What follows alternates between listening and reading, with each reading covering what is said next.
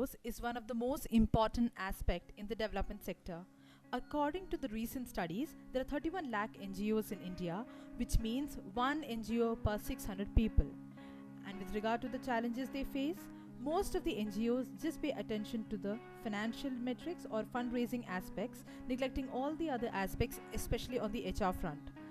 Some of the challenges in HR front are acquiring and retaining factors like attrition rates, recruitment strategies, loss of motivation, no proper recognition and rewards, so on are to name a few that affect the retention of volunteers. Managing volunteer commitment. Since NPOs include voluntary work, volunteers tend to lose motivation and commitment as they aren't extrinsically rewarded for their work in form of incentives or any benefits. This affects their performance, results and main goals of the organization. Maintaining a standardized culture across regions and groups. Due to the diverse educational and cultural backgrounds, along with the size, structure of the organization, a set of standardized rules and strategies cannot be applied efficiently, which in turn affects the functioning of the organization. Leadership development.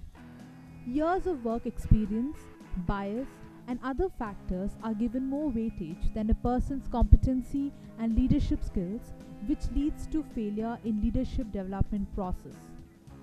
Performance management. With factors like size and structure of the organization, it becomes difficult to monitor the work of leaders as well as volunteers. No proper performance management system is in place, due to which the quality of the work is affected. Execution of HR processes. Though HR policies and strategies are in place, there is a failure in their definition and execution. No proper records or documents are maintained about volunteers and or the HR data. The solutions for the challenges are alignment of goals.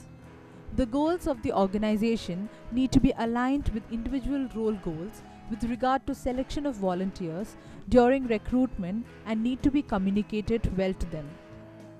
Boost motivation. Utilize gaming principles to boost motivation and apply carrots and sticks approach for reinforcements. Selective grouping techniques, advisory councils.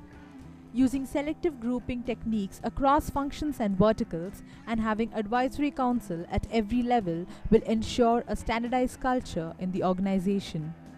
Differentiate between leadership and loyalty. A competency-based assessment and development needs to be done with more investment in training and succession planning for all the roles.